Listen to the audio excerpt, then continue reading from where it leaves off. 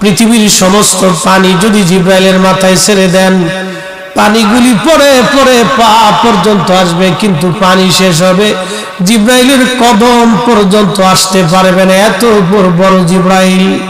300 পাখা আছে। আল্লাহর দুনিয়া থেকে আসমানে যাইতে জিব্রাইলের 300 পাখা লাগে না। একটা পাখা দিয়ে একটা বাড়ি দিলে আসমান চলে যায়, একটা পাখা দিয়ে একটা বাড়ি দিলে জিব্রাইল আসমানে যায়। বাকি 599 পাখা কোনো কাজে লাগে না, তো ওইভাবে রেখে দিতে হয়। এই জিব্রাইল আল্লাহকে বলেন, আল্লাহ বেহেশত দেখবো। আল্লাহ বলেন যাও। জিব্রাইল উঠতে লাগলেন, 600 পাখা দিয়ে বাইরে দিতে লাগলেন। 600 পাখা দিয়ে বাড়ি দেয়। উঠতে উঠতে জিব্রাইল ক্লান্ত হয়ে গেলেন, একটা খুঁটি পাইলেন, খুঁটির পাশে বসে বললেন রব আর কত দূর আছে? আল্লাহ বলেন চিব্রাইল কেবলমাত্র একটা খুঁটিতে গেছো, আরো ৭২,০০০ খুঁটি এখনো বাকি আছে। এক চিৎকার মেরে বলেন আল্লাহু আকবার।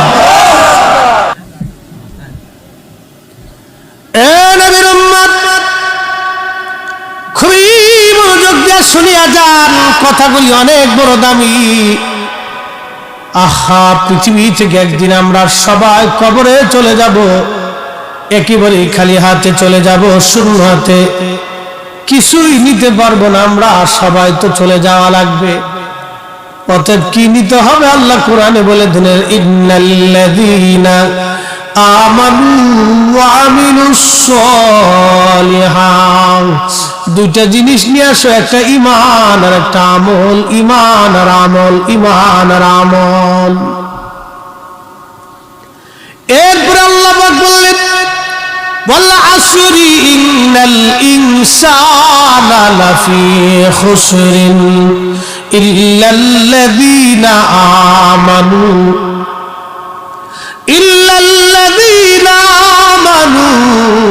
ওয়া আমিলুস সলিহাত।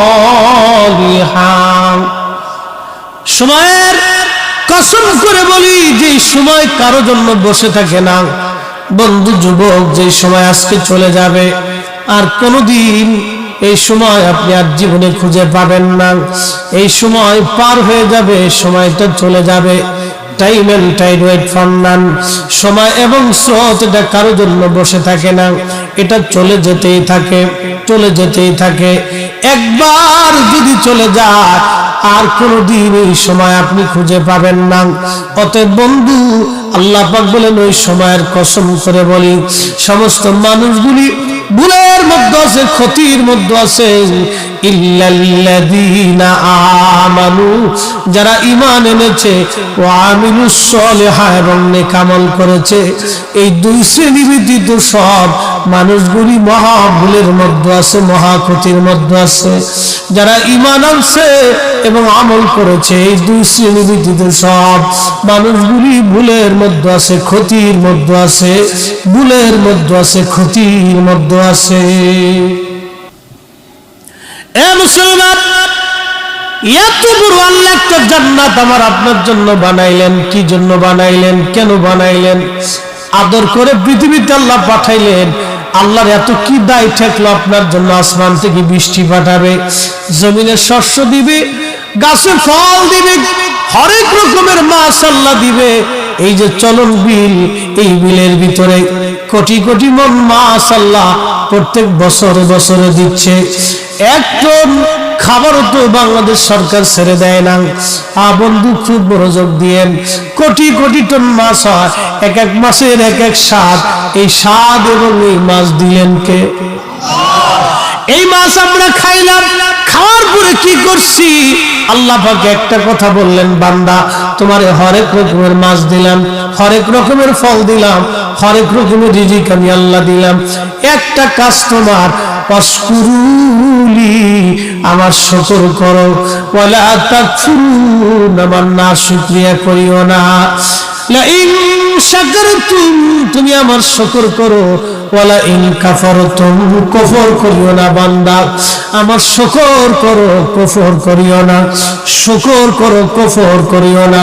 কিন্তু আমরা কয়জন শুকর আদায় করি বলেন তো? আল্লাহর একজন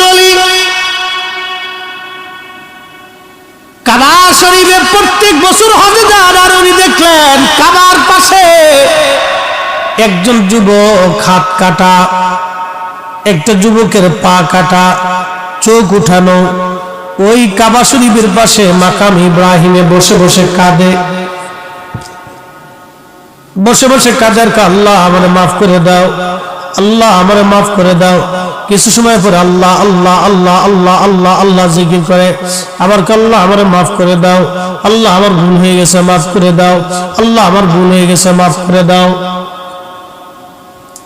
প্রত্যেক বছর আল্লাহর ওলি হজে যায়, যত সময় মক্কাতে উনি কাটায় তত সময় দেখে মাকাম ইব্রাহিমে বসে বসে আল্লাহ আল্লাহ করে আর খালি মাফ চায় মাফ চায়।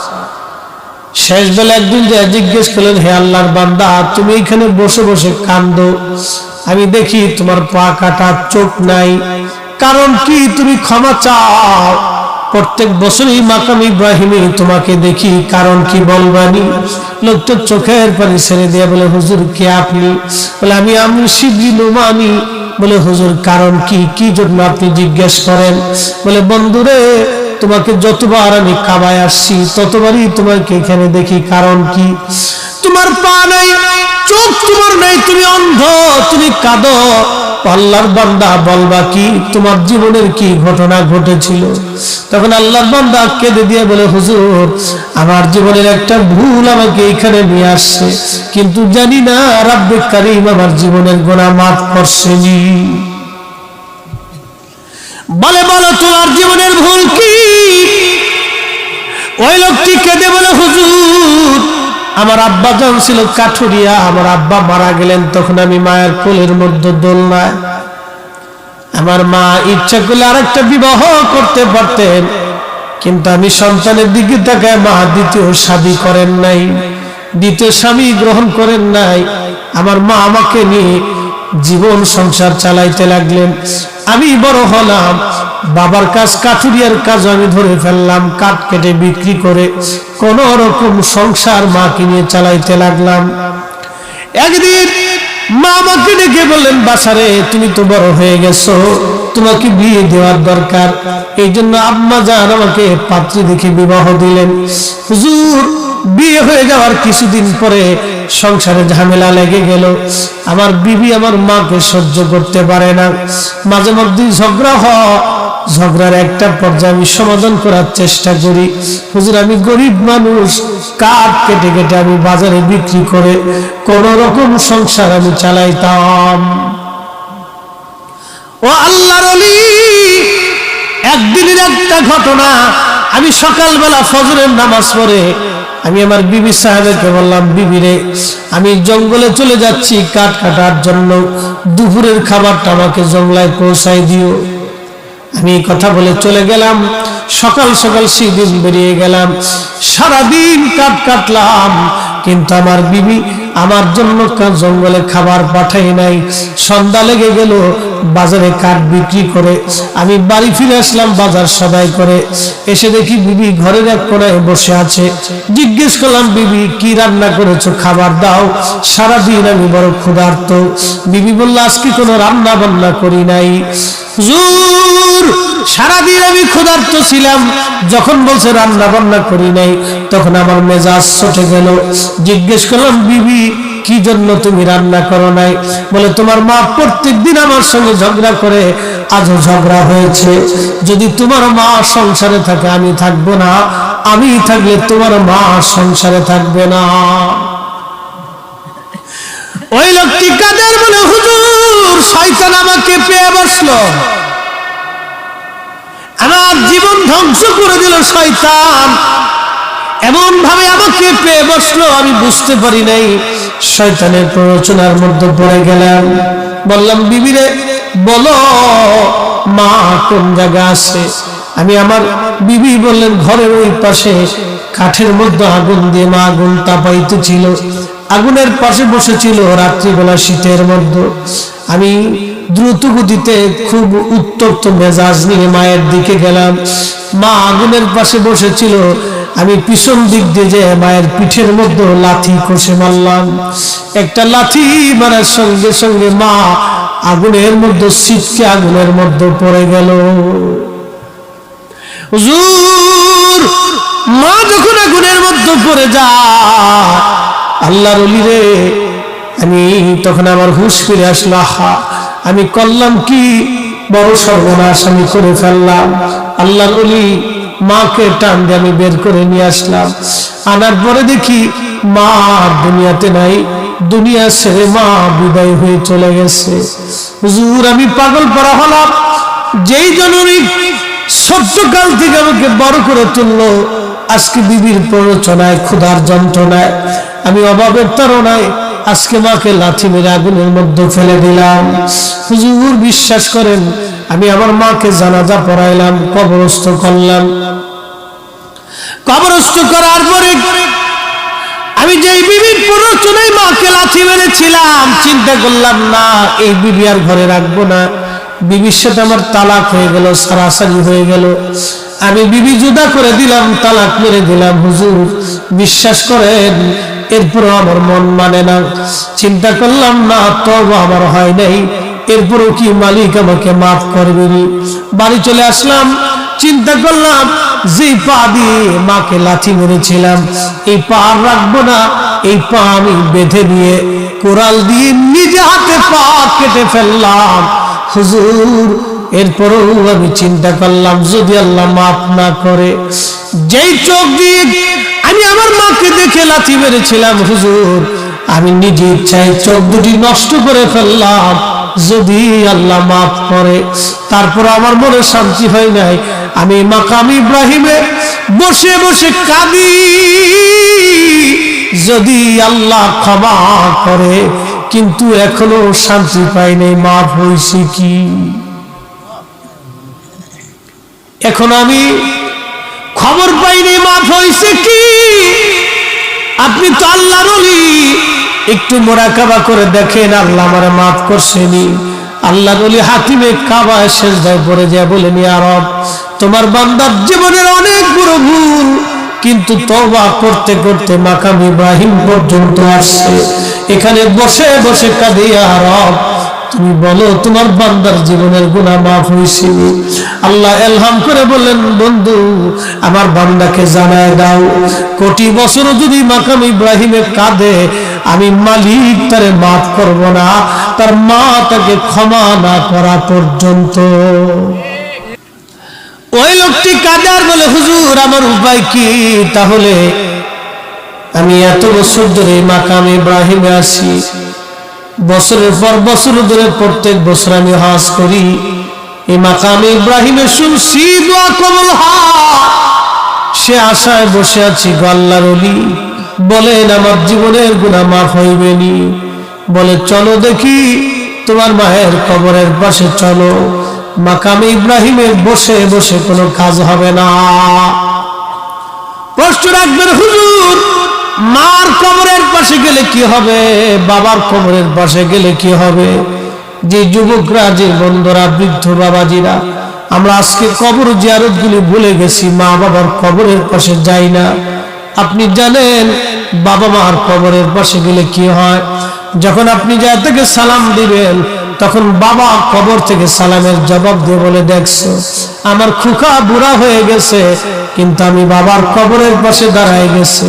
মা ডাকবে, দেখছো আমার ছেলেটার দাড়ি পেকে গেছে, তারপর আমার ছেলে আমার কবরের পাশে দাঁড়ায় গেছে। ওই সন্তানের জন্য বাবা মা তখন খুশি হতে থাকে। যখন সন্তান কবরের পাশে দাঁড়ায় কিছু জিয়ারত করে, বাবা মার জন্য দোয়া করে, তখন কবর থেকে বাবা মাও দোয়া করতে থাকে। একবার জোরে বলা যাবে কি সুবহানাল্লাহ? ওই কবর থেকে তারা চিনে, তারা দেখে। আপনি দেখেন না, আপনি চিনেন না, সেটা আপনার দোষ। ওই কবর থেকে তারা চিনে। আপনি যে কবরের পাশে যে দাঁড়িয়েছেন, সালাম দিয়েছেন, ওই কবরওয়ালা আপনি চিনি, আপনাকে দেখে, আপনি দেখেন না। তা না হলে সালাম দেওয়ার অর্থ কি? যে সালামের জবাব দিতে পারে না, সালাম শোনে না, তাকে সালাম কি করে দিবে? প্রত্যেক কবরওয়ালারা আপনাকে দেখে, কিন্তু আপনি দেখেন না। প্রিয় নবীজি একদিন বদরের প্রান্তরে কাফেরদের লাশগুলি কুয়ার মধ্যে ফেলে দেওয়া হয়েছিল বদরের। সেই কুয়া এখনো আছে মসজিদের পাশে, বদর মসজিদের পাশেই কুয়া। এই কুয়ার পাশে দাঁড়ায় নবী বলতেছে, এ উতবা, সাইবা, আবুল আহাব, মুগীরা, আবু জেহেল, তোমাদেরকে না বলেছিলাম কালেমার দাওয়াত দিয়েছিলাম, বুঝলি? আজকে তো আল্লাহর কাছে চলে গেছিস, বুঝতো এবার দেখতো আমি সত্য না মিথ্যা, এখন আল্লাহর কাছে যে বুঝবি। হযরত ওমর পিছন থেকে বলে, ইয়া নবী আল্লাহ, ওরা তো মরে গেছে, মরা মানুষের কথা শুনে নবী বললেন, ওমর, ওই মালিকের কসম করি যে মালিক আমাকে সত্য সহ নবী করে পৃথিবীতে পাঠিয়েছে, তুমি যেরকম শোনো তোমার চাইতে তারা বেশি শোনে, তুমি যেমন দেখো তোমার চাইতে তারা এখন বেশি দেখতেছে। কাফেররা মরার পরে দেখে তো মুসলমান কি করবে বলেন তো? এই জন্য কবরের পাশে যাবে, এই যারা পিতামাতা কবরে চলে গেছে মায়ের কবরের পাশে যে দাঁড়াবেন, হাত তুলে কেঁদে দিবেন। বাবার কবরের পাশে দাঁড়াবেন, প্রত্যেক জুমাতে যাবেন, প্রত্যেক ফজরে যাবেন, সুযোগ হলে কাজ না থাকলে প্রত্যেক ফজরে বাবার কবরের পাশে দাঁড়িয়ে যাবেন। এই আমল ভুলে গেছি আজকে আমরা, এই সুন্নতের কথা মনেই নেই আমাদের। আল্লাহ রাসূল বলেন, শেষ জামানাতে আমার একটা সুন্নতকে যদি তোমরা আঁকড়ে ধরো, ঠিকমতো পালন করো, 100 শহীদের সওয়াব তোমাদের আমলনামায় হবে। আরো জোরে। হযরত ফাতিমাতুজ জাহরা প্রত্যেক জুমাতে হাউদে চড়ে, উটের পিঠে চড়ে উহুদে যে আমির হামজার মাজার শরীফের পাশে যে দোয়া করতেন, দাদার জন্য দোয়া করতেন আর কাঁদতেন। দাদা খুব ভালোবাসতো ফাতেমাকে। হযরত আমির হামজার দাদা ছিলেন, খুব ভালোবাসতো ফাতেমাকে। এত ভালোবাসতো, ফাতেমার বিয়ের সময় উট দুম্বা কুরবানি করে, আমার নাতির বিয়ে হচ্ছে, উট দুম্বা জবাই দিয়ে ফাতেমার অলিমা খাওয়াইছিলেন এবং খুব কেয়ার করতেন ফাতেমাকে। এই জন্য ফাতেমা সারা জীবন কৃতজ্ঞ ছিলেন দাদার প্রতি। প্রত্যেক জুমাতে দাদার কবরের পাশে যে দাঁড়ায় কাঁদতেন আর দাদার জন্য দোয়া করতেন। এটার নাম কৃতজ্ঞতা। আমরা অকৃতজ্ঞ হয়ে গেছি, ভাবতেছি মসজিদে নামাজ পড়ে সেজদা দিয়ে বেহেশতে চলে যাবো নাকি। হ্যাঁ, আমরা দিন যত যাচ্ছে তত অকৃতজ্ঞ হচ্ছি, দিন যত যাচ্ছে তত নফল ইবাদত থেকে আমরা সরে যাচ্ছি। কথা বলেন ঠিক কিনা? আমরা তো নফল ভুলেই যাচ্ছি, অথচ নফলের দাম কত জানেন? এই নফলের দাম কত? নবীজি বলছেন, উম্মত বান্দা যখন ফরজ ইবাদত করার পরে নফল করে, তখন আল্লাহ রাব্বুল আলামিন নফল ইবাদতের কারণে বান্দার দুইটা চোখ আল্লাহর চোখ হয়ে যায়। আসতে বললেন কেন? আরো জোরে বলেন তো। কার চোখ? আল্লাহর চোখ। বান্দার চোখ আল্লাহর চোখ হয়ে যায়। বান্দার কান আল্লাহর কান হয়, বান্দার হাত আল্লাহর হাত হয়, বান্দার পা আল্লাহর পা হয়, বান্দার জবান আল্লাহর জবান হয়, বান্দার মাথার থেকে পা পর্যন্ত আল্লাহর হয়ে যায়। বান্দার ইজ্জত আল্লাহর ইজ্জতে পরিণত হয়।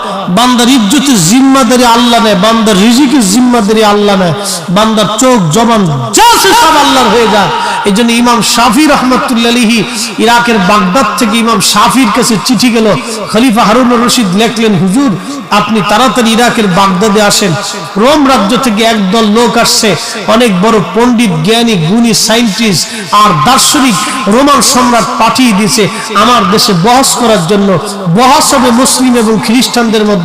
এই বহসের প্রধান মুবাহিস আপনি তাড়াতাড়ি করে ইরাকের বাগদাদে চলে আসেন।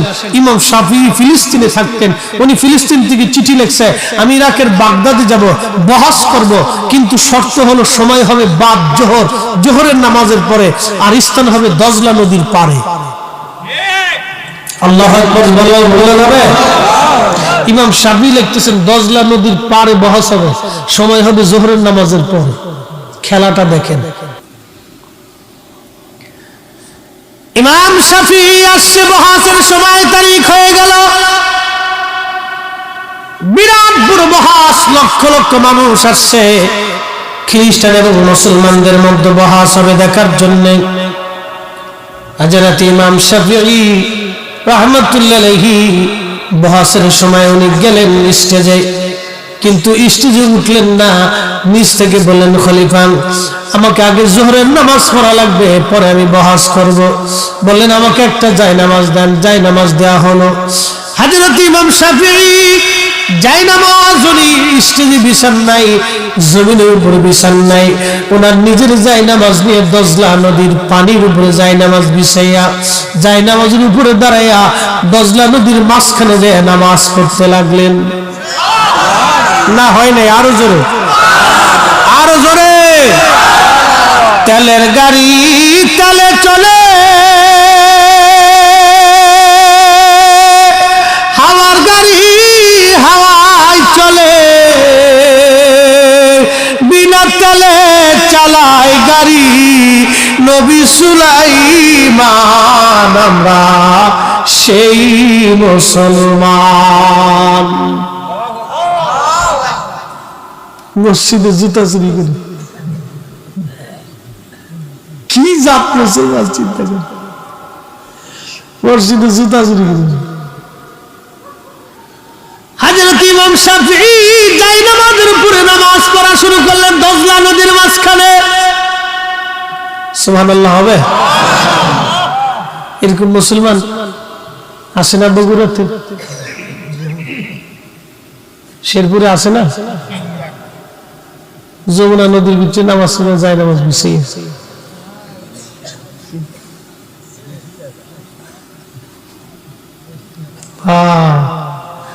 কোটিতে খুঁজে দেখেন, কোটির ভিতরে একটা খুঁজে, কোটির ভিতরে একটা খুঁজেন, তালাশ করেন। মুসলমানের পরাজিত হওয়ার কারণ কি জানেন? আগে কিছু মুসলমান ছিল, যেন আল্লাহ বলছেন ওয়ালতাকুম মিনকুম উম্মাতুন ইয়াদউনা ইলাল খায়র, আমার উম্মতের ভিতরে কিছু বান্দা হবে যারা মানুষকে আল্লাহর দিকে ডাকবে। আমিও ডাকি, আমার ওয়াজ আর খাজা মাইনুদ্দিন চিশতির ওয়াজ এক ওয়াজ। এই যে ওয়াজ করতেছি কাদের সামনে? আমি মুসলমানের সামনে ওয়াজ করতেছি। আর খাজা মাইনুদ্দিন চিশ যখন ওয়াজ করেছে তখন এদেশে কালেমার আওয়াজ দিলেই গা ছমছম করে উঠছে। এখনো পৃথিবীর বহু জায়গা মুসলমান মসজিদই বানাইতে পারে না। এই আধুনিক জমানাতে মুসলমান মসজিদ বানাইতে পারে না, মসজিদ বানাইতে পারে না, প্রকাশ্যে আজান দিতে পারে না। পৃথিবীর বহু জায়গা আছে, পৃথিবীর বহু জায়গা আছে মুসলমান আজানই দিতে পারে না। সেই কঠিন দুর্ভিদ্ধ কট্টর সনাতন ধর্মের মানুষের ভিতরে যিনি কালেমার দাওয়াত পৌঁছাই দিয়েছেন তিনি খাজা আজমের সানজারি। কথা বলেন ঠিক না বেঠে? তিনি শাহজালাল ইয়ামানি মুজাররদি। আমরা তাদের অবদান কি ভুলে গেছি? আজকে নিজেদেরকে বিরাট বুজুর্গ ভাইবে একবারে বিরাট দায়ী আল্লাহ বানাইছি, বিরাট বড় দায়ী আল্লাহ, একবারে বিরাট কিছুই ওনাদের সমালোচনা করে। আল্লাহ বলেন হে আমার বান্দা শুনে রাখো, আমার বান্দাদের ভিতরে এমন কিছু বান্দা হবে যারা মানুষকে আল্লাহর দিকে ডাকবে। আজকে আমি হাজার হাজার মানুষের সামনে ওয়াজ করি, আপনাদের সামনে বয়ান করলাম, কিন্তু আমি প্রত্যেকটা মুসলমানের সামনে কালেমার কথা বলছি। একদিন খাজা আজমিরি যখন কালেমার কথা বললেন তখন মুসলমানের ভিতরে বলেন নাই, সামনে ডানে বামে পিছনে যারা ছিল সব অবিশ্বাসী, অবিশ্বাসীদের মধ্যে কালেমার দাওয়াত তিনি পৌঁছাইলেন। একটা না রে, দুইটা না, এমন দায়ী আল্লাহ তারা ছিলেন। 1 কোটি মানুষ কালেমা পড়ে সেদিন মুসলমান হয়ে গেল। একবার আওয়াজ তুলে ধরে বলা যাবে আল্লাহু আকবার। তেলের গাড়ি তেলে চলে, হাওয়ার গাড়ি হাওয়ায় চলে, বিনা তেলে চালাই গাড়ি নবী সুলাইমান, আমরা সেই মুসলমান। এই বগুড়াতে যারা কালেমার দাওয়াত নিয়ে এসেছিলেন তাদের অবস্থা কি বলেন তো? কেউ শহীদ হয়েছে, আল্লাহর ওলির মাজার মহাস্থানগড়ে আছে, এই শেরপুরে আছে, বাবা খুব মনোযোগ দিয়ে, রাজশাহীতে আছে, রংপুরে আছে, ওই নেত্রকোনাতে, ওই আপনার বাগেরহাটে, সিলেটের জমিনে, বাংলাদেশের প্রত্যন্ত অঞ্চল ঢাকা শহরের রাজধানীর মিরপুরের শাহরি বুগদাদি রহমাতুল্লাহ আলাইহি ঘুমিয়ে আছেন শত শত বছর আগ থেকে। এরা ছিল দাঈ আল্লাহ, আল্লাহর দিকে মানুষকে তারা ডেকেছে। তাদের জবানের ওয়াজের পাওয়ার এত পরিমাণে মজবুত ছিল, বলতে দেরি হতো, কালেমা গ্রহণ করতে মানুষ দেরি করত না। ছুটে এসেছেন হযরতে শাহ মুস্তাফা আল বাগদাদি হুসাইনি রাহমাতুল্লাহ আলাইহি, তিনি মৌলভীবাজারের শহরে ঘুমিয়ে আছেন। উনি বাঘের পিঠে চড়ে সিলেট থেকে মৌলভীবাজার আসলেন। অবিশ্বাসীরা এই দৃশ্যখানা দেখে হাজার হাজার মানুষ সাথে সাথে কালেমা পড়ে মুসলমান হলো। যেটা জঙ্গলের প্রাণী বাঘ পর্যন্ত যারা আনুগত্য মানে, এই লোকটা সাধারণ লোক হতে পারে না, নিশ্চয় তিনি কামলিওয়া, তিনি নিশ্চয় আল্লাহ বলা, আল্লাহর বুজুর্গ বান্দা, আল্লাহর প্রিয় বান্দা। আল্লাহর জবান তার জবান হয়ে যায়, বান্দার চোখ আল্লাহর চোখ হয়, বান্দার কান আল্লাহর কান হয়, বান্দার হাত আল্লাহর হাত হয়ে যায়, বান্দার মাথা থেকে পা পর্যন্ত আল্লাহর হয়ে যায়। এই জন্য আল্লাহর ওলিদের সঙ্গে যারা হয় তাদের দুনিয়াও চিন্তা নাই, আখিরাতেও চিন্তা নাই। কথা বলেন ঠিক কিনা? মেহসর এই কোরআন শরীফ মানেননি আপনারা? এখানে কি কোনো সন্দেহ টন্দেহ মনে হয় আছে নাকি? ভুল টুল আছে মনে হয়?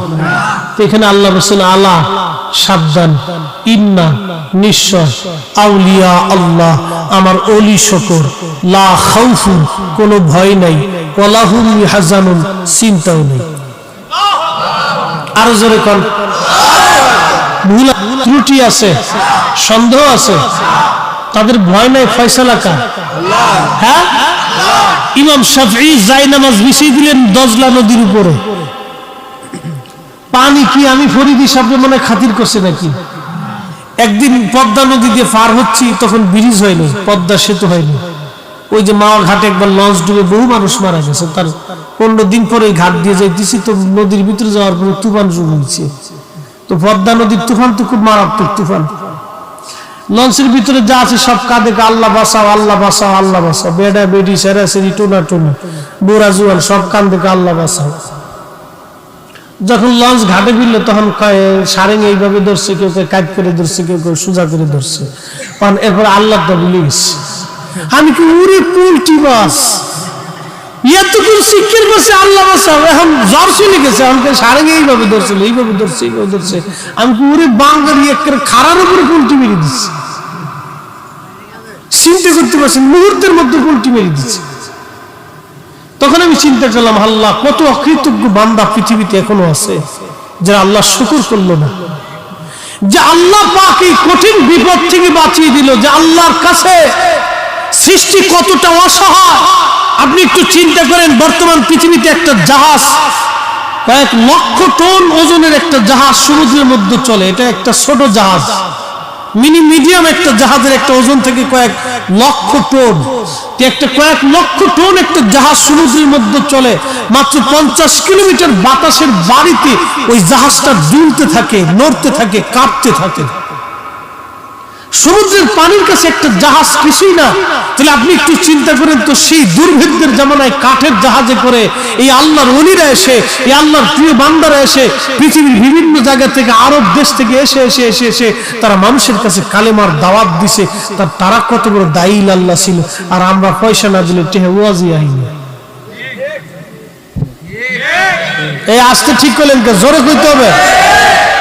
এটা আত্মসমালোচনা, আমাদের কথা আগে বলতে হবে। কিন্তু আইসে ইনস্টিটিউটে বড় বুলি দিয়ে দিতেছি, একবারে সব বেদাত বানাই ফেলেছি, একবারে সব বেদাত বানাইছি, হারাম বানাইছি, সব জাহান্নামে পাঠাই দিয়ে দিচ্ছি একবারে। এবার আপনাদেরকে একটা কথা বলে, আগে আমাদের দেশে মিলাদ হইতো না, গ্রামে গ্রামে মিলাদ হইতো নি? মিলাদ কেন হইতো, কি জন্য, মিলাদের গুরুত্ব কি একটু বুঝে। এটা পালন করেন না করে সেটা আপনাদের বিষয়, আগে বুঝাইতেছি। মিলাদ হওয়ার পরে আপনাদের বগুড়াতেই ছিল এই কলার পাতা। কিসের পাতা খাইতেন? কলার পাতা, চিন্নি খাইতেন, খিচুড়ি খাইতেন। এটা আমরা ফরিদপুরও ছিল। এখন তো ভাই কত আত্মধনিক হয়ে গেছে, সিস্টেম চেঞ্জ হয়ে গেছে, কলার পাতাটা তার ভরাতে নাই। এই কলার পাতা আপনারা মিলাদ হইত। ফজিলাত আমি হালাল হারাম পরে মাসালা আসতেছে, আগে বুঝাই। আব্দুর রহিমের বাড়িতে মিলাদের দাওয়াত দিছে, তো এই গ্রামে সবাই মিলাদে গেছে। রহিম চিন্তা করলো আমার বাড়িতে মেহমান আসতেছে, তো কিছু মেহমানদারি করা লাগবে, তো খিচুড়ি পাকাইছে, কিছু মিষ্টান্ন পাকাইছে। এখন আপনারা বলেন 10 জনে মিলে যখন একসাথে খাবার খাইলেন, মহব্বত বাড়লো না কমলো? আচ্ছা, রহিম যে সবাই দাওয়াত করে আপনার জন্য মেহমানদারি ব্যবস্থা করছে, রহিম যে আপনাদেরকে দাওয়াত করে খাওয়াইলো, রহিমের রিজিক কি কমলো না বাড়লো? বাড়লো। আচ্ছা, এই যে আপনারা খাবার খাইলেন, খাবার খাওয়ার পরে চলে আসলেন, এখন রহিমের প্রতি আপনাদের মহব্বত বাড়লো না কমলো? কেন? রহিমের বাড়ি আমি একবেলা খাবার খাইছি, যদিও রিজিকের মালিক আল্লাহ, কিন্তু খাওয়াইছে রহিম আপনাকে, রহিমের প্রতি আপনার কি বাড়ছে? মহব্বত বাড়ছে। এই যে আদান প্রদান, এক জায়গায় বসা এবং খাওয়া, এই যে দোয়া করা, এটা একটা মহব্বত পরিধি হয়, বাড়ে, ভালোবাসা বাড়ে। এটা সমাজের ভিতরে, গ্রামের ভিতরে মহব্বতটা বাড়ে, এটা কমে না, এটা বাড়তে থাকে।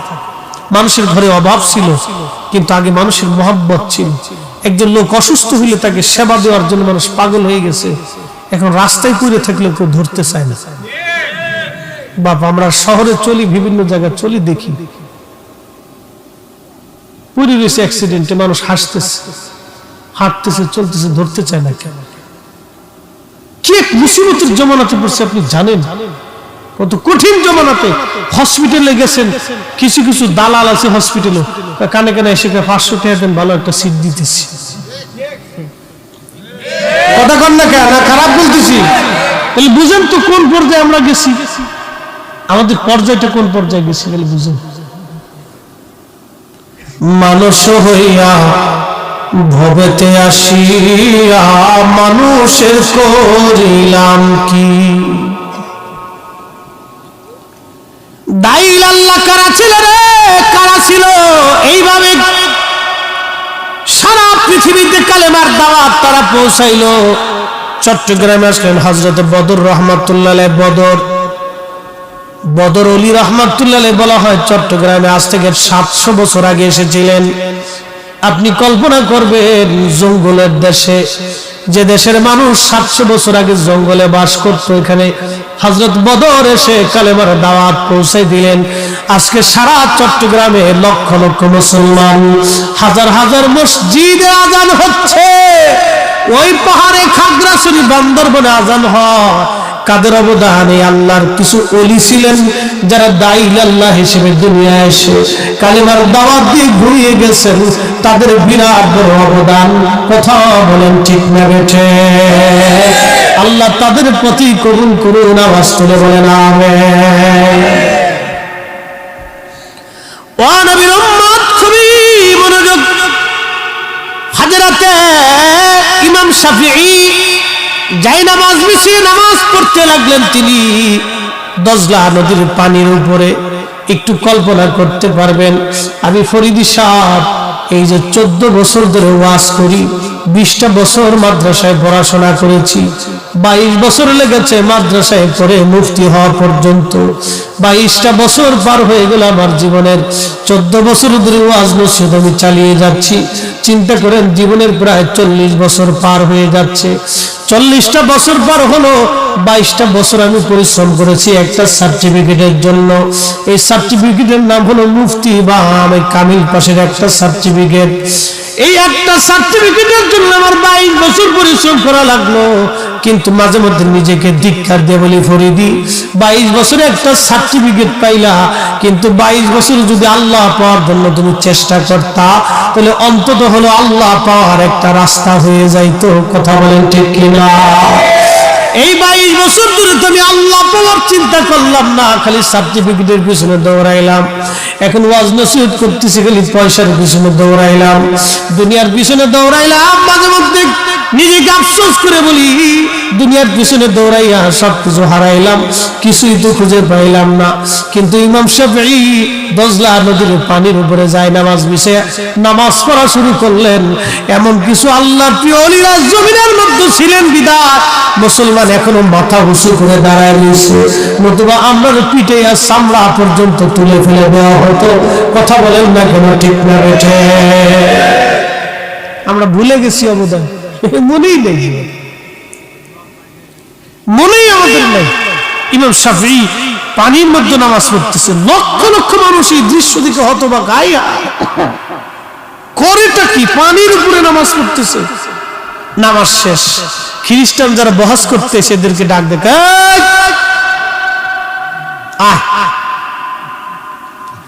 কে বহাস করবি, আয় তাড়াতাড়ি আয়। আমি ইমাম আবু ইদ্রিস আশ-শাফিঈ যাই নামাজ বিছিয়া নদীর উপরে নামাজ পড়লাম, তোদের কলিজায় যদি বহাস করার সাহস থাকে, আবার এই দজলা নদীর মাঝখানে আজকে বহাস হবে, তোদের সাহস থাকলে আয়। খ্রিস্টান যিনি মিশনারি প্রধান ছিলেন, উনি করজোরে বললেন, হুজুর আমি কেন 14 গোষ্ঠীর পক্ষেও সম্ভব না এই দজলা নদীর মাঝখানে যাই আপনার সাথে বহাস করা। না সুবহানাল্লাহ, মনে হচ্ছে সুবহানাল্লাহ বুড়ো হয়ে গেছি। একসাথে জোরে বলি সুবহানাল্লাহ। শক্তি কে দিছে? লা খাউফুন কে বলছে? ওয়ালা হুম ইয়াহজানুন কে বলছে? লাহুমুল বুশরা ফিল হায়াতিদ দুনিয়া ওয়া ফিল আখিরাহ কে বলছে? দুনিয়াতে সুসংবাদ, আখিরাতে সুসংবাদ আল্লাহ বলে দিয়েছে, কোনো চিন্তা নেই। আল্লাহ আরো বলেছেন, ওয়া ইন সাআলানি, চাইতে দেরি হবে, আসতে দেরি হবে। ওয়া ইন সাআলানি লাউতিয়ান্নাহু, আমি মালিকের কাছে চাবে তো সাথে সাথে যাবে। আরো জোরে বলেন আল্লাহু আকবার। এই জবান আমরা করতে পারছি? পারি নাই ভাই, এই জবান আমাদের হয়নি। আগে আমাদের দেশে কিছু মুরব্বীরা ছিল, বাপ দোয়া কালাম বেশি জানতো না, এলাকায় মুন্সি সাহেব বলতো, ঠিক কিনা? নামাজ কালাম পড়াইতো, কিন্তু বড় আবেদ সালেহ জাহেদ ছিল। কিছু মুরব্বী দেখবেন ছিল এরকম, পুরে সর্বনাশ। কত আবেদ জাহেদ সালেহ ছিল জানেন? কিছু খুব পাক্কা মুসল্লি ছিল। হ্যাঁ, মা চাচিরা বলতো, তোর দাদার কাছ থেকে একটু পানি পড়া নিয়ে আইতো, তো পানির বোতল দিয়ে দিচ্ছে। দাদার কাছে যা গেতাম, দাদা মুন্সি দাদা পানি চেয়েছে। মা কি হয়েছে? বলে পেট ব্যথা। আচ্ছা, কোট কাটারে খুলে কি যেন পড়ছে আর পানির মধ্যে ফু মারছে। যা তোর মাকে খাইতে বলিস। মা পানি খেয়েছে, পেট ব্যথা ভালো হয়ে গেছে। বর্তমানে একটু পেট ব্যথা হলে মহিলাকে নিয়ে যাওয়া লাগে ঢাক, বগুড়াতে শেরপুরে। বগুড়া শেরপুরে নিয়ে যাওয়ার পরে ডাক্তার বলে একটু চেক আপ করে নিয়ে আসেন, রক্ত টেস্ট করা লাগবে, প্রস্রাব টেস্ট করা লাগবে, তারপরে ফ্যাটের ভিতরে আলট্রাসাউন্ড করা লাগবে, এরপরে আর কি কি আছে ইসিজি মিসিজি এগুলো দিয়ে মোটামুটি 2-3 হাজার 4-5 হাজার খালি এই ইসিটিসি পিসিটিসি দিয়ে শেষ। কি কথা কর না, বাজেট ভিজিট তো আরো আছে। এরপরে ইসিবিসি টিসিবিসি শেষ করার পরে এরপরে একটা প্রেসক্রিপশন দিল, দেন আরো 2500 টাকার ওষুধ। তো মোটামুটি 1010 টাকা চলে যায়। 10,000 টাকা নাই, খালি ঢুকলেই শেষ। কিন্তু এক ফুয়ে আল্লাহ রাব্বুল আলামিন ওই পানির ভিতরে ওই রোগের ঔষধ আল্লাহ বানাই দিয়েছে। একসাথে জোরে বলেন আল্লাহু আকবার। কি জবানটা ছিল একটু চিন্তা করেন তো। কারণ আমরা ফু দিই, এই যে ফুয়াইতেছি কিন্তু কাজ হইতেছে না, কারণটা এই যে ফু মারতেছি কাজ হয় না রে বাপ। কারণ হলো আগের মানুষের জবানের কেরাতের অশুদ্ধতা ছিল, কিন্তু দিলের পরিশুদ্ধতা ছিল। এখন আমাদের জবান দিল দোনোটি অপরিশুদ্ধ হয়ে গেছে, যার ভিতর থেকে যা বের হয় কিছু আহে না, খালি ফুটাই আহে, খালি ফুয়া আহে, বিচ্যুতি কিছু আসে না। আল্লাহকে যতই ফুয়াস কাম হবে না। কারণ কি জানেন? আল্লাহ রাসূল বলেছেন, আমার উম্মত এমন একটা জমানা আসবে, সুদের ভিতরে এমন ভাবে ঢুকে যাবে যে কেউ সুদ থেকে মুক্ত থাকবে না। বর্তমান বিশ্বিক ব্যাংকিং পদ্ধতিটা তার বাস্তব প্রমাণ। কেউ সুদ লেখে, কেউ সুদের সহযোগিতা করে, কেউ সুদ নেয়, কেউ বাধ্য হয়ে সুদ দেয়। সারা পৃথিবীতে একই অবস্থা। এমনকি যারা বলতেছে আমরা ইসলামিক রাষ্ট্র কায়েম করছি, কোরআনের বিধান চালু করছি, সৌদি আরবে এখান থেকে বাদ নেই, তাকে ব্যাংকিং নীতি পদ্ধতি অবলম্বন করে বিশ্ব ব্যাংকের সাথে অ্যাডজাস্ট হয়ে তাকে কাজ করতে হয়। কিচ্ছু করার নেই। উম্মত সুদের সাথে যুক্ত। ইমাম, মুসল্লি, খতিব, ওয়াজ, বক্তা, আলেম, উলামা, পীর, মাশাইখ কৃষক, জেলে বন্ধু যা আছে সব এদের ভিতরে যুক্ত হয়ে গেছে। আল্লাহ রসুল বলেছিলেন যা হয়ে গেছে তা। 72টা আলামত বলেছে, তার ভিতরে একটা আলামতের কথা বললাম, নবী যা বলেছে তাই হবে, যা বলেছে তাই হয়েছে। কথা বলেন ঠিক না ঠিক? পৃথিবী বুড়া কাল শেষ হয়ে যাবে, এটার বুড়া কাল চলতেছে। ও নবীর উম্মত, হযরত ইমাম শাফিঈ রাহিমাহুল্লাহ ওনার কথা বলতেছিলাম।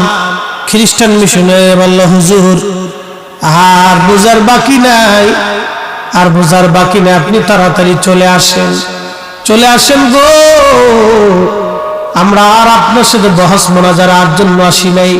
বুঝ হয়ে গেছে যেই কালেমা, যেই কোরআন, যেই ঈমান আপনাকে যাই নামাজ বেশে নদীর উপরে পানির উপরে নামাজ পড়াইলো, আর বুঝার বাকি নাই গো হুজুর, তাড়াতাড়ি আসেন, ওই কালেমা পড়ে আমাদের মুসলমান বানাইয়া দেন। এরা সবাই কালেমা পড়ে সেই দিন মুসলমান হয়ে গেল। একবার আওয়াজ তুলে বলা যাবে কি মারহাবা? এই জন্য আপনাদেরকে বলি, দুনিয়ার ভিতর থেকে দুইটা জিনিস নিয়ে যাওয়া লাগবে। ইল্লাল্লাযীনা আমানু ওয়া আমিলুস সালিহাত, একটা হলো নেক আমল, আর একটা হলো ঈমান। একটা ঈমান আর একটা আমল, ঈমান ও আমল, ঈমান ও আমল, ঈমান ও আমল, ঈমান ও আমল, ঈমান ও আমল। জিন্দেগি তোর যায় রে ফাঁকি দিয়া সোনার জিন্দেগি তো যায় ফাঁকি দিয়া। ও আদামরি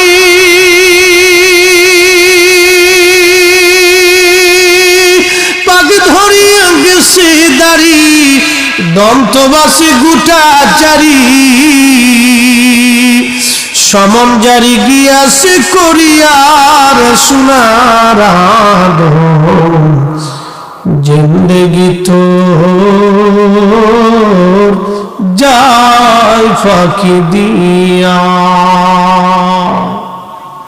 বাজান, দুনিয়ার থেকে কবরে চলে যাব, এই বাংলাদেশে কোটি কোটি টাকার মালিক আছে। মাহফিল যারা দেয় তারা কোটি টাকার মালিক হয় না বাবা, তারা ইন্ডাস্ট্রির মালিক হয় না। মাহফিলে যারা বসে তারা বাবা বড় বড় ধনী ব্যক্তিরা মাহফিলে বসে না। মাহফিলে যারা বসে মধ্যবিত্ত এবং দরিদ্র শ্রেণীর মানুষ মাহফিলে বসে।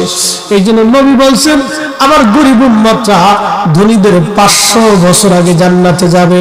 তো কোন 500 বছর জানেননি? দুনিয়ার 50,000 বছর আর আখিরাতের একদিন, সেই দিনের 500 বছর আগে গরিবরা জান্নাতে চলে যাবে। সুবহানাল্লাহ, কে আসতে হবে? আরো জোরে। এ মুসলমান, খুবই মনোযোগ দিয়ে শুনেন, এই পৃথিবী থেকে আমরা কবরে চলে যাব। এই বাংলাদেশের কোটি কোটি টাকার মালিক আছে, গ্রুপ ইন্ডাস্ট্রির মালিক আছে, কবরে চলে গেছে। সন্তান কবরের পাশে দাঁড়ায় না। বনানী, গুলশান এবং ওই আপনার কি বলে আজিমপুর গোরস্থান, বড় বড় গোরস্থান, সন্তান বাবা মার জন্য দোয়া করার সময় পর্যন্ত পায় না। কিন্তু দুনিয়াতে যদি একটা নেককার সন্তান রেখে যান, নামাজের পরে সন্তান দোয়া করবে। এখন তো আবার একদল আছে নামাজের পরে দোয়া টোয়া মানে না, না তো ডাইরেক্ট আল্লাহরে পাইতে চায়, আল্লাহরে খুশি করতে চায়। কিন্তু না না না, আল্লাহর দরবারে হাত বাড়াইতে হবে, অনুনয় বিনয় করে আল্লাহর কাছে দরখাস্ত করা লাগবে, আল্লাহর কাছে কাঁদতে হবে, কাঁদলেই আল্লাহ খুশি হয়ে যাবে। আমরা সেজদা আল্লাহর দরবারে পছন্দ নাও হতে পারে, কিন্তু চোখের পানি খোদার দরবারে পছন্দ হয়। আল্লাহর নবী বলেন আমার উম্মত যখন খোদা রব্বে কারীমের দরবারে চোখের পানি দিয়া মাছির মাথার পরিমাণ একটু পানি যদি একবারে চোখ দিয়ে গড়াইয়া এই গোশতের উপরে এসে পড়ে যায়, আল্লাহর নবী ডাক দিয়ে বলতেছেন শোনো, আমার আল্লাহ পাক খুশি হইয়া 7টা জাহান্নামের আগুন ওই পানি দিয়ে আল্লাহ নিভাইয়া দেবে। একবার জোরে বলা যাবে কি সুবহানাল্লাহ? চোখের পানির দাম আছে না নাই? অনেক দাম, অনেক দাম। এই দাম আমি বুঝাইতে পারতাম না। একটু মাছির মাথা পড়তে দেরি হবে, মাফ হইতে দেরি হবে। যে যাই বলুক রব্বে কারীমের দরবারে হাত তুলে চোখের পানি ছেড়ে দিলেন। এত বেদাতের ফতোয়া বোঝার দরকার নেই, বহুত বুঝছি আমরা, বুঝতে বুঝতে এই পর্যন্ত আসলাম। আহা, উম্মতের সর্বনাশ হয়ে যাচ্ছে। শয়তান খুব সুকৌশলে মুসলমানদেরকে ইস্তিগফার থেকে সরিয়ে দিচ্ছে, খুব সুকৌশলে সরিয়ে দিচ্ছে। কোন সময় বান্দাকে আল্লাহ কবুল করবে, ক্ষমা করবে, আমরা কেউ জানি না। কথা বলেন ঠিক কি না? হ্যাঁ, খুব মনোযোগ দিন। পৃথিবী থেকে আমরা কবরে চলে যাব। করোনার ভিতরে বহু মানুষ মারা গেছে, বহু সন্তান বাবার কবরের পাশেও পর্যন্ত ভয়ে যায় নাই, জানাজাতেও যায় নাই। তাহলে এই সন্তান রেখে লাভ হবে কি? এরকম সন্তানের সাথে 2-4টা কুত্তা বলা ভালো। কথা খারাপ বলছি? কঠিন বিপদের সময় যদি সন্তানকে পাশের কাছে না পাওয়া যায়, তাহলে মেহেশ্বরের মাঠে কি হবে বলেন তো? এই জন্য কবরের পাশে সন্তানকে শিক্ষা দেবেন, নিজে হাতে করে আপনার বাবার কবরের পাশে আপনার ছেলেকে দাঁড়া করে দিবেন। আপনার সন্তানকে দাঁড়া করে বলবেন, এটা তোমার দাদার কবর, জিয়ারত করো। ও জিয়ারত করবে। আপনি মরে যাওয়ার পরে আপনার নাতিকে হাত ধরে নিয়ে এসে বলবে, এটা তোমার দাদার কবর। কবরের পাশে দাঁড়িয়ে যাবে। মানুষ অসুস্থ হইলে কেউ যদি দেখতে যায় তো মানুষ খুব খুশি হয়।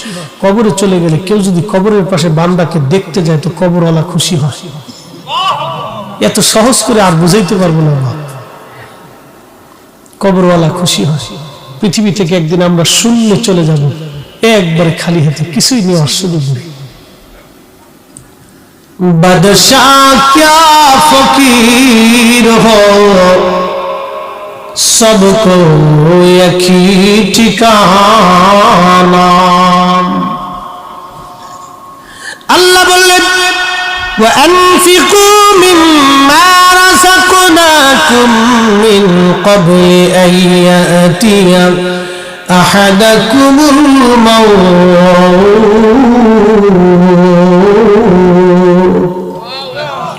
এ বান্দা, তুমি যে সম্পদ অর্জন করেছো, তোমাকে যে রিজিক আমি আল্লাহ দিলাম, আসমান থেকে জমিন থেকে যে সম্পদ দিয়েছি, টাকা দিয়েছি, পয়সা দিয়েছি, তোমাকে যে সম্পদ দিলাম, এই সম্পদগুলি তুমি আমি মালিকের পথে, আমি আল্লাহ রাস্তায় তুমি খরচ করো। কিছু টাকা, কিছু সম্পদ তুমি আমি আল্লাহর পথে খরচ করো। যদি না করো, কিয়ামতের ময়দানে কিছু মানুষ এই গোশতগুলি কামড়ায় কামড়ায় টেনে টেনে ছেড়ে ফেলবে আর বলবে, ইয়া রব, ফায়াকুলু রাব্বি লাউলা আখরতানি ইলা আজালিন করিব। আল্লাহ গো, আবার পৃথিবীতে আমাদেরকে পাঠান, বেশি বেশি করে আমরা পৃথিবীতে যাব, ফাস সাদাকা, বেশি বেশি করে তোমার পথে খরচ করবো, আকুম মিনাস সালিহিন, নেককারদের অন্তর্ভুক্ত হয়ে যাব। আল্লাহ জবাব দিবে, ওয়ালা ইউখিরুল্লাহু নাফসান ইযা জাআ আজালুহা। বান্দারে, আর দুনিয়াতে দ্বিতীয়বার আসার কোনো সুযোগ হবে না, কোনো চান্স নাই। একবার চলে গেলে আর আসার সুযোগ নাই। দম ফুরাইলে থাকার আর সুযোগ নাই। চলে গেলে আসার আর সুযোগ নাই। দম ফুরাইলে থাকার আর সুযোগ নাই। একদিন মাটির ভিতরে হবে ঘর রে মন আমার, কেন হাই হাই হাই হাই, শেষ।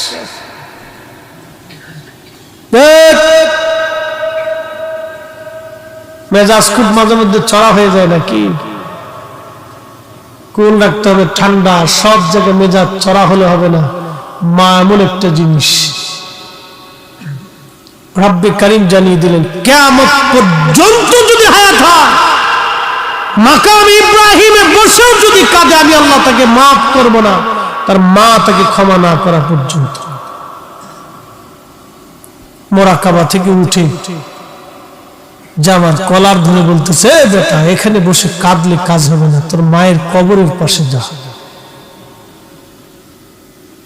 তুই যে ভুল করেছিস, মাকাম ইব্রাহিমে বসে কাজ হবে না, যা তোর মায়ের কবরের কাছে যা, মাপ চাইতে থাক, দেখ তোর মা তোকে মাফ করে কিনা। যদি ওখান থেকে মাফ হয় তো আশা দিন থেকে মাফ হবে, নতুবা কোটি বছর কাঁদলে তোর মাফ হবে না। এক বাক্যে শেষ। এরপরও যদি কারো পিতা মাতারা বাধ্য হতে মন চাইতে হবে না, অসুবিধা নেই, কিন্তু আল্লাহর আদালতে দাঁড়াইতেই হবে বাপ। এখান থেকে নিস্তার পাওয়ার কোনো সুযোগ নেই। মেহেশরে আল্লাহর সামনে দাঁড়াইতে হবে। ইন্না বাতশা রাব্বিকা লাশাদীদ, আল্লাহ বলেন আমার ধরাটা খুব শক্ত ধরা, ধরলে ছুটি পালিয়ে যাওয়ার কোনো সুযোগ নেই। এই জন্য কোরআনে আল্লাহ বলতেছে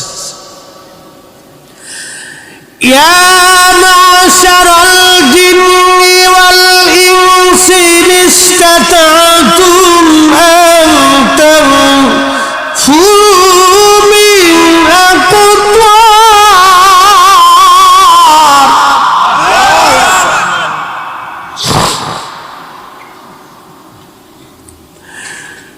মিন أقطار السماوات والأرض فانفذوا لا تنفذون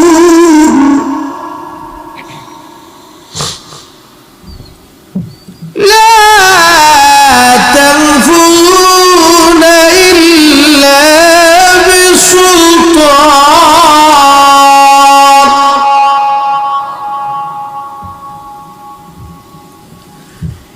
يا معشر الجن والإنس إن استطعتم হে মানুষ এবং জিন, যদি পারো আমি আল্লাহ সীমানার বাহিরে যাইতে তো চলে যাও। আমি আল্লাহর সালতানাতের বাহিরে যদি যেতে চাও তো যাও, তবে মনে রেখো আমি আল্লাহর সালতানাতের বাহিরে যাওয়ার কোনো সুযোগ তোমাদের নাই। আমি আল্লাহর দেওয়া সীমানার বাহিরে যাওয়ার কোনো সুযোগ নাই। আছে কোনো সুযোগ? প্রিয় মুসলমান, কয়জনের শুকর আছে আমাদের মধ্যে বলেন তো? কয়জনের শুকর আছে? আমরা কয়জন শুকর আদায় করি? এই যে আল্লাহ আসমান থেকে বৃষ্টি দিলেন, এই যে জমিনে শস্য দিলেন, কয়জনের শুকর আছে? শুকরিয়া যদি থাকতো তাহলে আজকে এই এলাকার সমস্ত মানুষ আজকের মাহফিলে বসে কথা শুনতো যে এখানে বেহেশতের বাগান হয়েছে, এই বাগানে আমাদের বসতে হবে। কথা বলেন ঠিক কিনা? বলছে অনেক দূর থেকে মানুষ আসছে, কিন্তু গ্রামের অনেক মানুষ আসতে পারে না। কথা ঠিক? অনেক দূর থেকে মানুষ আসছে, কিন্তু গ্রামের অনেক মানুষ আসতে পারে নাই। কেন? শুকরিয়া নাই, শুকর নেই, আল্লাহর প্রতি কৃতজ্ঞতা নেই। কৃতজ্ঞ হতে হবে। একটা বাবা 40 বছর সন্তানের পিছনে পরিশ্রম করে, একটা মা সন্তানের পিছনে 40 বছর ধরে পরিশ্রম করতে করতে মার জীবনের সব শেষ হয়ে যায়। আহা, এই মা জীবনের সব শেষ করে ফেলে সন্তানের পিছনে সময় ব্যয় করতে করতে, কিন্তু এই সন্তান যখন বড় হয় তখন এই সন্তান মায়ের সাথে বেঈমানি করে, বাবার সাথে বেঈমানি করে। যখন বাবা মার সাথে বেঈমানি করে, আমার আল্লাহ রাব্বুল কারীম তখন বলে দিলেন, হে বান্দা, হে বান্দা, কাদা রাব্বুকা আল্লা তা'বুদু ইল্লা ইয়াহু ওয়া বিল ওয়ালিদাইনি ইহসানা। আমার বন্দেগী করো, আমার গোলামি করো, বান্দারে সাবধান, সাবধান, তোমার পিতামাতার সাথে তুমি ইহসান করো, সুন্দর আচরণ করো। কিন্তু সন্তান যখন বয়স হয়ে যায়, বাবা মার সাথে বেঈমানি করে বসে। বহু সন্তান আছে বেঈমানি করে। যখন বেঈমানি করলো তখন বেজার হয়ে যায় কে? একসাথে বলেন তো, কে বেজার হয়? আল্লাহ বেজার হয়। একটা ঘটনা আপনাদেরকে শুনি। এই যে শুকর, কৃতজ্ঞতা, বাংলায় বলে কৃতজ্ঞতা। আপনি একটা লোকের উপকার করছেন, এটা একটা মানে আপনার উপকার করছেন, সে আপনার প্রতি কৃতজ্ঞ হওয়া উচিত। মনোযোগ দিয়ে, আমাদের দেশে কিছু মানুষ আছে খুব দাওয়াত করে খাওয়াইছে, খাওয়ানোর পরে ডাইলি লবণ কম হয়েছে, গোশতে একটু মশলা কম হয়েছে। ও খাইতে যাওয়ার সময় কমেছে, দূর, খাবার টাবার তো ভালো দিছিল, কিন্তু গোশত ভালো হয়েছে না, ডাইলি লবণ কম হয়েছে। আবার কাউরে যদি খাবার একটু কম দিয়ে বসেন, তাহলে পরে যাওয়ার সময় দাওয়াত দিছে, খাবার দিতে পারে না। তো দাওয়াত দিল কে আর খাবার দিতে পারলো না কে? তো দাওয়াত দেওয়ার দরকার কি? এরকম কিছু মানুষ আছে খাবার নিয়ে সমালোচনা করে, এগুলো কুত্তার চাইতেও খারাপ। কথা খারাপ বলছি?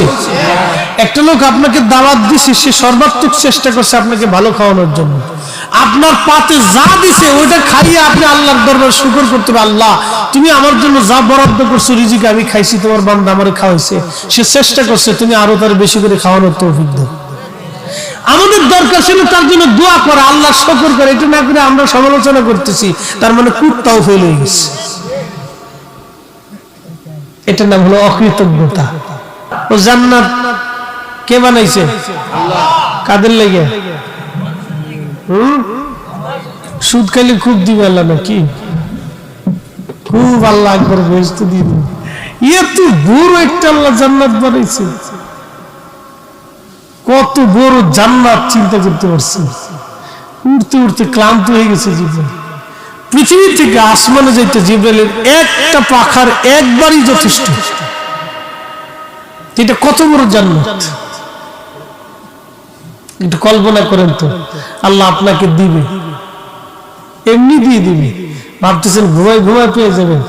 আমার দেশে কিছু ভাইরা লাইলা তুই বড়াতে ঘুমায়, কি কথা কন না কেন? ওকে ঘুমার অসুবিধা নেই, না করলেও চলে, চলতে থাকুক, অসুবিধা কি? চালাইতে থাকেন মেশিন, না করলেও চলে। বাস দেশে তো বহুত আসে না করলেও চলে। এখন একটা কথা বের হয়েছে, না করলেও চলে। এটা আল্লাহর কথা না, এটা শয়তানের কথা। আর আল্লাহ কোরআনে কি বলছে? فَمَن يَعْمَلْ مِثْقَالَ ذَرَّةٍ خَيْرًا يَرَهُ। তুমি যদি অনুপরিমাণ নেকের কাজ করো, আমি আল্লাহ বেনিফিট তোমাকে দেব। একসাথে বলেন তো সুবহানাল্লাহ। আজকের মাহফিলে বসে নেকি হবে? কথা বলেন হবে? যদি ফজরের নামাজ না পড়েন না হবে, এটা ভুল ধারণা। ফজরের নামাজ না পড়লেও আপনার আমল নামায় নেকি হবে, কোরআন মিথ্যা হবে। ফজরের নামাজ না পড়লে আপনার আমল নামাতে কবিরা গুনাহের গুনাহ লেখা হবে, কিন্তু মাহফিল যত সময় পর্যন্ত শুনবেন তত সময় নেকি লেখা হবে। এটা হলো কোরআনের ফয়সালা। আপনি যা করবেন তার বেনিফিট পাবেন।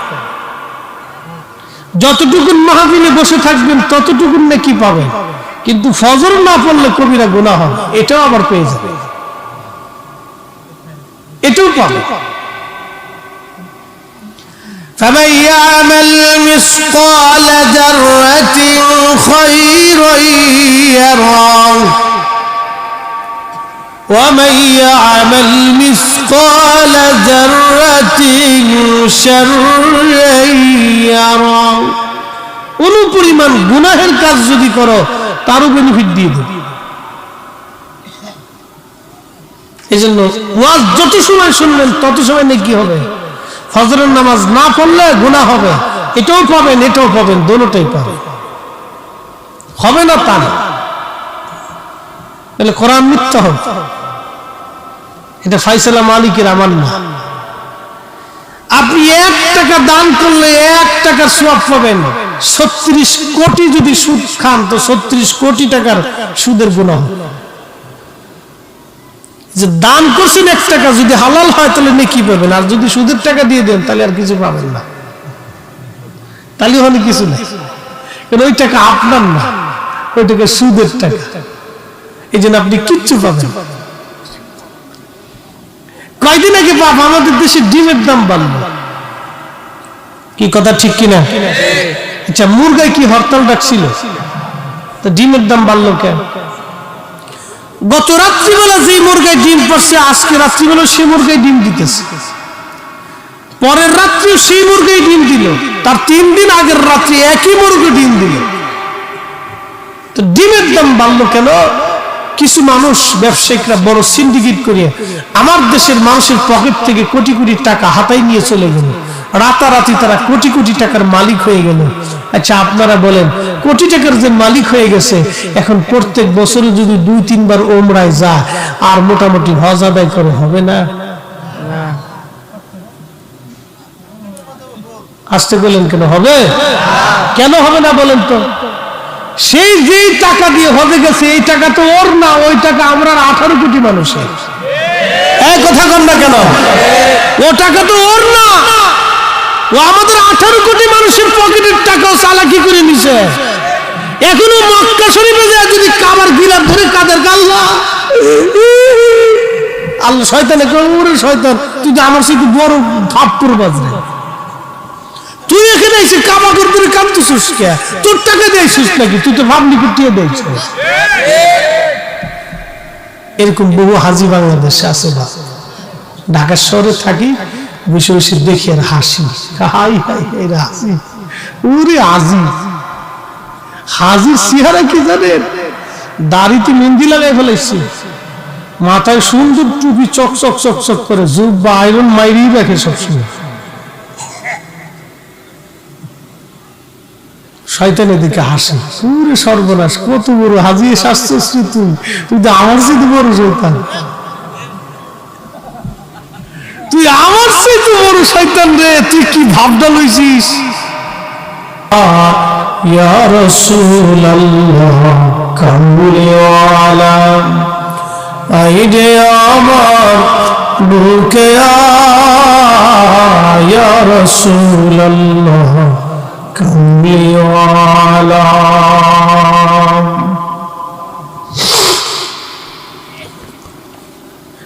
বাঁশবাড়িয়া দক্ষিণ পাড়া জামে মসজিদ প্রাঙ্গণ ইসলামী জলসার সম্মানিত সভাপতি হযরত মাওলানা আজমল হোসেন নাটোরী সাহেব, টুনিপাড়া দারুল উলুম নিজামিয়া মাদ্রাসার সম্মানিত শিক্ষক, সহসভাপতি আলহাজ আহমদ আলী সাহেব, প্রধান অতিথি বীর মুক্তিযোদ্ধা আলহাজ নজিবুর রহমান মজনু সাহেব, শেরপুর উপজেলা পরিষদের সম্মানিত চেয়ারম্যান হযরতুল আল্লামা মাওলানা সাইফুল ইসলাম সাহেব, আরবি প্রভাষক, জমলপুকুর কামিল মাদ্রাসা, আলহাজ মাওলানা মোহাম্মদ রইসউদ্দিন সাহেব, সহকারী মাওলানা আলতাদিঘি সিনিয়র ফাজিল মাদ্রাসা, সম্মানিত অতিথিবৃন্দ জনাব অ্যাডভোকেট গোলাম ফারুক সাহেব, জনাব মোহাম্মদ সুলতান মাহমুদ সাহেব, বরেণ্য অতিথি সাইফুল ইসলাম আব্দুল হান্নান সবুজ এবং আমিনুল হক কামিল সাহেব সহ সকল অতিথিবৃন্দ, এলাকার মুরব্বান ইকরাম, নাম জানা অজানা উপস্থিত রামশহর দরবার শরীফের সাহেবজাদা আমাদের মধ্যে উপস্থিত হয়েছেন, সম্মানিত উলামায়ে হযরত, সম্মানিত মুরব্বান ইকরাম, কলিজার টুকরো যুবক ভাইরা, পর্দানশীল আমার সম্মানিত মা বোনেরা, সকলের প্রতি আন্তরিক অভিনন্দন, মোবারকবাদ, শুকর এবং সুজুদ আলিশান আসমান আল্লাহ, যিনি অনেক মানুষের ভিড়ে আজকে আপনাকে আমাকে আজকের মাহফিলে আসার এবং বসার সুযোগ করে দিয়েছেন। বলেন আপনারা খুশি না বেজার? তাহলে আল্লাহ পাকের আলিশান আসমানে আমরা শুকর করে একসাথে বলি আলহামদুলিল্লাহ। পৃথিবী একদিন ধ্বংস হবে, এতে কি কোনো সন্দেহ আছে? আল্লাহ বলেন কুল্লু মান আলাইহা ফানিন ওয়া ইয়াবকা ওয়াজহু রাব্বিকা যুল জালালি ওয়াল ইকরাম। পৃথিবীর সব কিছু একদিন লয় হবে, ক্ষয় হবে, ধ্বংস হবে, কিছুই থাকবে না, একমাত্র যিনি থাকবেন তিনি মালিক আল্লাহ। এরপর আল্লাহ বলেন ফাবি আইয়ি আলাই রাব্বিকুমা তুকাদ্দিবান। হে মানুষ এবং জিন, বলো আমি আল্লাহর কোন কোন নিয়ামতকে তুমি অস্বীকার করবে? এটা ধান খাচ্ছিল, কি খেচ্ছিল? ধান খেচ্ছিল না, এটা ধান খেচ্ছিল। আজকে এটা এখন কিসের বাগান? জেনে বলতে হবে বাবা। মোনাজাতের পরে কি আর বেহেশতের বাগান থাকবে? থাকবে না। বুলন্দ নসিব সে মানুষটির যে বাগানের ভিতরে সে বসতে পারল, বদনসিব সে মানুষটির যে ঘুরে ঘুরে চলে গেল কিন্তু ভিতরে আসতে পারল না। আল্লাহ রাব্বুল আলামিন এই মাহফিলটা এখন বেহেশতের বাগান আছে, মোনাজাতের পরে এটার বাগান থাকবে না। এই মাহফিলটা আমার ভাইরা সাজিয়েছেন, ওলামা ইকরাম দাওয়াত করেছেন, তিনারা এসে তাকরীর করেছেন, আমি শেষ তাকরীরের জন্য বসে গেছি। আশেপাশে বহু মানুষ, আল্লাহ সবাইকে যেন মাহফিলে কবুল করেন বলে না আমিন। আমরা দোয়া করি তাদের জন্য। বলছি পৃথিবী একদিন ক্ষয় হবে, যে জমিন দেখতেছেন এই জমিন একদিন ধ্বংস হবে, যে আসমান দেখেন এই আসমান একদিন ভেঙে পড়ে যাবে, অসংখ্য নক্ষত্ররাজি যা দেখেন এটা ভেঙে পড়ে যাবে। আমাদের আগে বহু মানুষ কবরে চলে গেছে, এখন আমাদের পালা। আমরা চলে যাওয়ার পরে পৃথিবীতে আবার বহু মানুষ আসবে, কেউ না কেউ আল্লাহকে আল্লাহ বলে ডাকবে। তার অর্থ হলো পৃথিবীতে কেউ যদি আল্লাহকে আল্লাহ বলে ডাক নাও দেয়, তাও আল্লাহকে আল্লাহ ডাকার জন্য আল্লাহ বিকল্প ব্যবস্থা করে রাখছেন। কোরআন শরীফ এই কোরআন সাক্ষী দিচ্ছে, আল্লাহ বলতেছেন ইউসাব্বিহু লিল্লাহি মা ফিস সামাওয়াতি ওয়া মা ফিল আরদ। আসমান ও জমিনের ভিতরে যাহা কিছু আছে সব আল্লাহ পাকের জিকির করে। আসমান ও জমিনের মধ্যে যা আছে সব জিকির করে আমার আল্লাহর, তাসবিহ করে আমার আল্লাহর। আসমান ও জগৎ, জমিন ও জগতের ভিতরে যা আছে সব জিকির করে আমার আল্লাহর। আল্লাহ বলেন আলাম তারা আন্নাল্লাহা ইয়াসজুদু লাহু মান ফিস সামাওয়াতি ওয়া মান ফিল আরদ। নবী গো, আপনি কি দেখেন না আসমান ও জমিনের ভিতরে যা আছে সব আমি আল্লাহকে সিজদা দেয়? একবার জোরে বলা যাবে কি সুবহানাল্লাহ? আমার দিকে তাকায়, যে কুত্তা রাস্তা দিয়ে হাঁটে ও আল্লাহকে সিজদা দেয়, আপনি দেখেন না? যে শ্রীগালটা রাত্রিবেলা আপনার মুরগি চুরি করতে আসে ও আল্লাহকে সিজদা দেয়। যে বন্য প্রাণী, বনের পশু, সমুদ্রের মাছ, নদীর মাছ ও আল্লাহকে সিজদা দেয়, আপনি দেখেন না? আল্লাহ বলতেছেন আলাম তারা, ও নবী আপনি কি দেখেন না? আলাম তারা, আপনি কি লক্ষ্য করেন না আমি আল্লাহকে সবকিছু সিজদা দিচ্ছে? একসাথে জোরে বলা যাবে আল্লাহু আকবার। কিন্তু আমরা কি নিয়মিত আল্লাহকে সিজদা দেই? দেই না। আল্লাহ কোরআনে আরো বললেন الشمس والقمر والنجوم والجبال والشجر والدواب وكثير من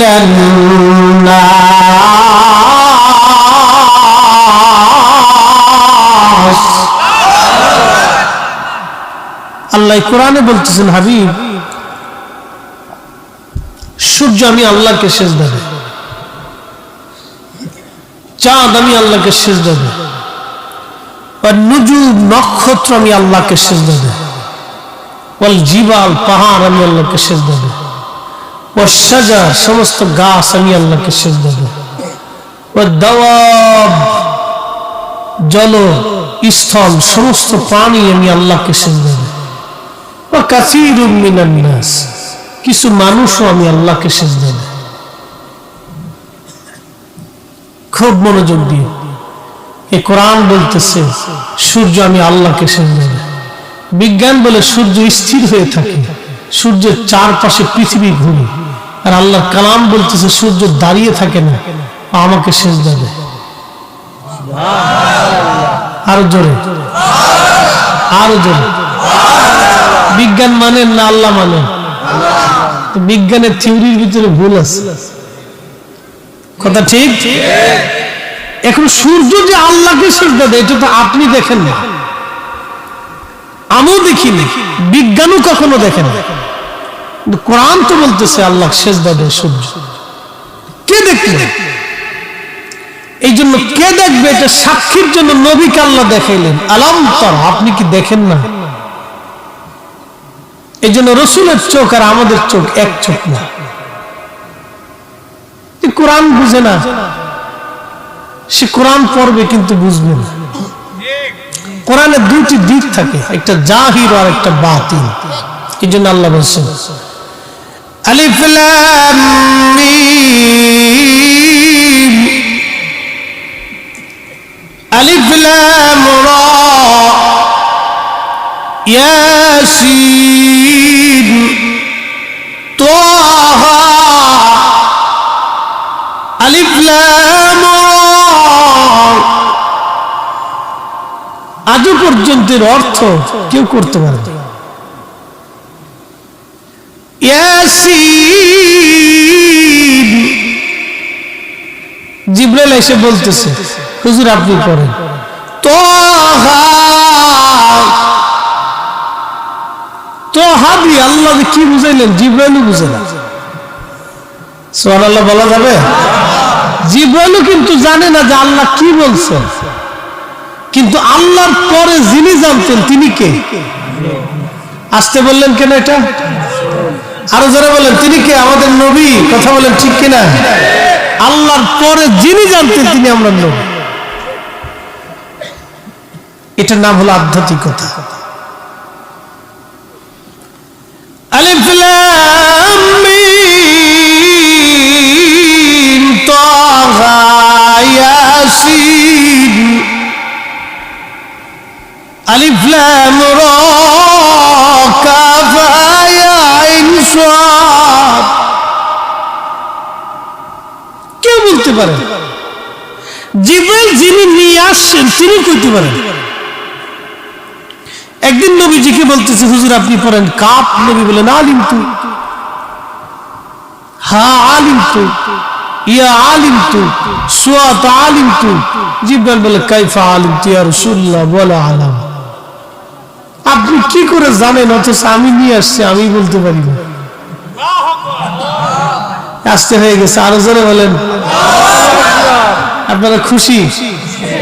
খুশি নি আপনারা? এই কোরআন, এই কোরআন শরীফ যখন রাসূল করিমের কলবে নাজিল হতো তখন নবী ঘেমে যেতেন, চুপ চুপ হয়ে যেত। প্রচন্ড শীতের মধ্যে ঘেমে ভিজে যাইত শরীর মুবারক। মাটির মধ্যে বসে থাকলে পা মুবারক মাটির মধ্যে দেবে যেত। উটের পিঠের উপরে বসা থাকলে উটের পিঠ বাঁকা হয়ে পা গুলি মাটির মধ্যে দেবে যেত। 22,000 বার জিবরাইলের আগমনে 23 বছরে 114টি সূরা, 6,666টি আয়াত আল্লাহর পক্ষ থেকে রাসূলের কালব মুবারকে এসে পড়ছে। আরো জোরে।